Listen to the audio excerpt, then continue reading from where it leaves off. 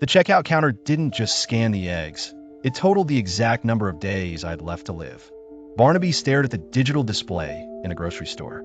The red numbers flickered with a rhythmic mechanical pulse, settled on 14,235, and then let out a cheerful ding. The cashier was a teenager with hair dyed the color of a bruised plum.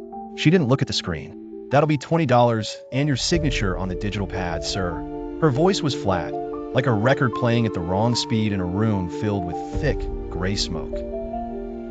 Barnaby signed, but the stylus felt like a silver needle. As the tip touched the glass, a jolt of static surged through his arm. He looked at the receipt. It wasn't a list of groceries. It was a map of his own nervous system, with a bright red X marked on his heart.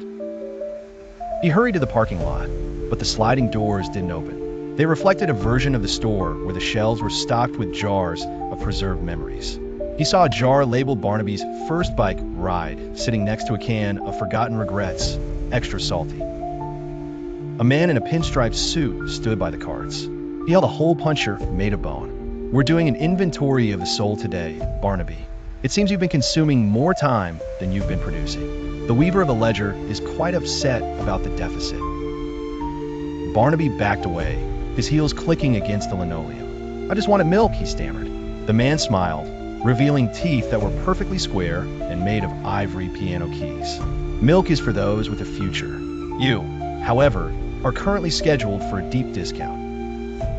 Suddenly, the floor of the grocery store began to unspool. The tiles weren't stone, they were long strips of white tape. The aisles began to tilt, the cans of soup rolling toward the center of a growing vortex.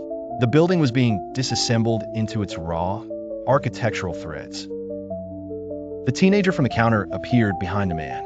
Her eyes were now glowing barcodes. "Price check on one human life," she chirped. The intercom system let out a screech of feedback that sounded like a choir of saws. "Value, depreciated. Condition, frayed." Barnaby grabbed a bottle of wine and smashed it on the floor. The red liquid didn't spread. It began to climb the man's trousers like a vine.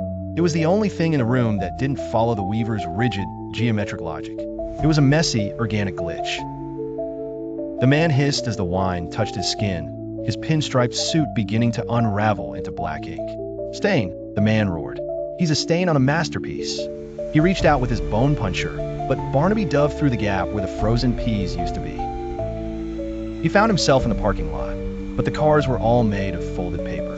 He ran toward his old sedan, fumbling for his keys. The air was cold, smelling of ozone and wet cardboard. Behind him, the grocery store was folding into a tiny,